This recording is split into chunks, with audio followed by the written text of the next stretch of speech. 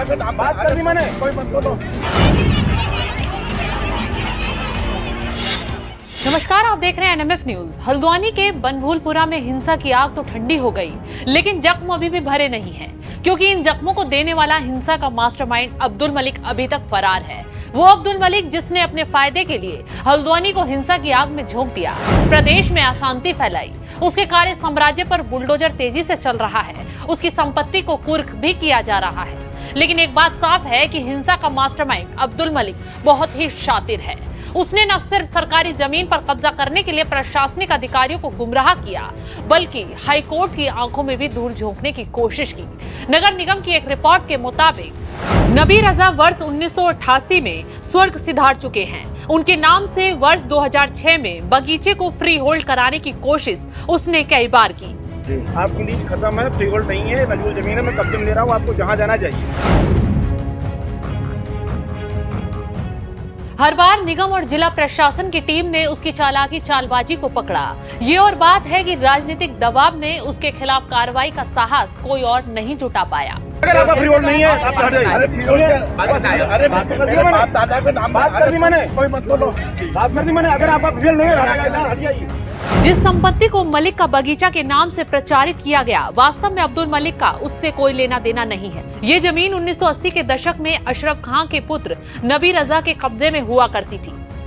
इस बगीचे को हथियाने का असल खेल साल 2006 में शुरू हुआ। 8 जून 2006 को नबी रजा के नाम से इस जमीन को फ्री होल्ड कराने के लिए डीएम के पास एक आवेदन किया गया। डीएम ने इस आवेदन को नगर पालिका प्रशासन के पास भेजा।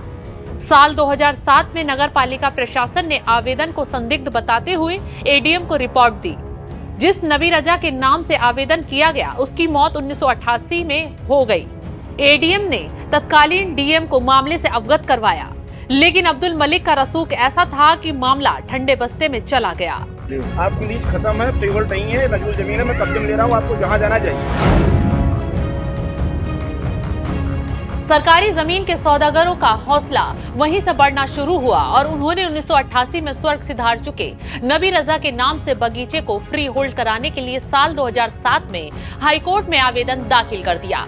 उस समय हाईकोर्ट ने जिला प्रशासन को मामले का तुरंत समाधान करने का आदेश दिया, लेकिन राजनीतिक दबाव में जिला प्रशासन ने मामले को लटका कर रखा। इस घटना के 13 साल बाद अब्दुल मलिक ने इस बगीचे की जमीन को फ्री होल्ड कराने के लिए नगर आयुक्त को एक आवेदन पत्र सौंपा, जिस पर कोई निर्णय नहीं हो सका। चौंकाने वाली बात तो ये है कि 2006 और 7 में जिला प्रशासन हाईकोर्ट को सौंपे गए आवेदन में नबी रजा के नाम से जो हस्ताक्षर थे, वही 2020 को उसी जमीन को फ्री होल्ड कराने के लिए दिए गए अब्दुल मलिक के आवेदन में भी अंकित थे। ऐसे में प्रशासन काफी हद तक इस बात को लेकर आश्वस्त है कि 1988 में स्वर्ग सिधार चुके नबी रजा के नाम से फर्जी आवेदन अब्दुल मलिक ही कर रहा था। इस बात की पुष्टि के लिए प्रशासन ने हैंडराइटिंग एक्सपर्ट को दोनों आवेदन की प्रति दी है। अगर दोनों हस्ताक्षर में समानता पाई गई तो मलिक की मुश्किलें बढ़नी तय हैं।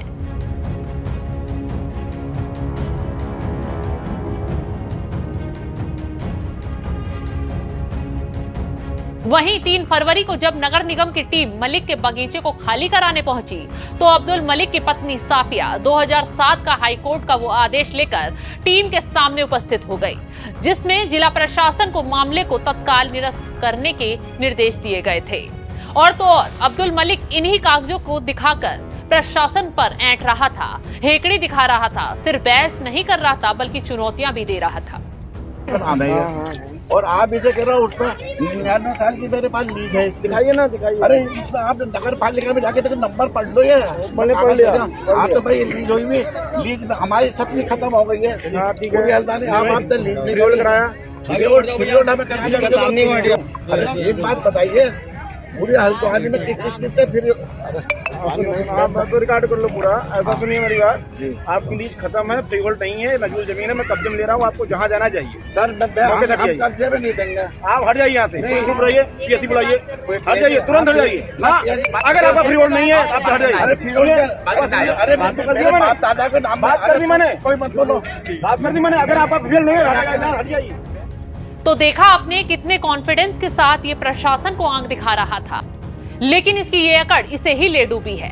लेकिन ऐसे में सवाल यही है कि फर्जी हस्ताक्षर से कितने अधिकारियों और कोर्ट को गुमराह किया गया।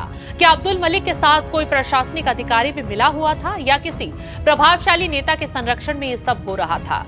खैर, अब सब नापे जाएंगे क्योंकि धामी सरकार ने अब्दुल मलिक पर तेजी से शिकंजा कस दिया है। जल्द पुलिस के हत्थे पर अब्दुल मलिक चढ़ने वाला है। तो इस खबर पर क्या है आपकी राय? कमेंट कर जरूर बताएं।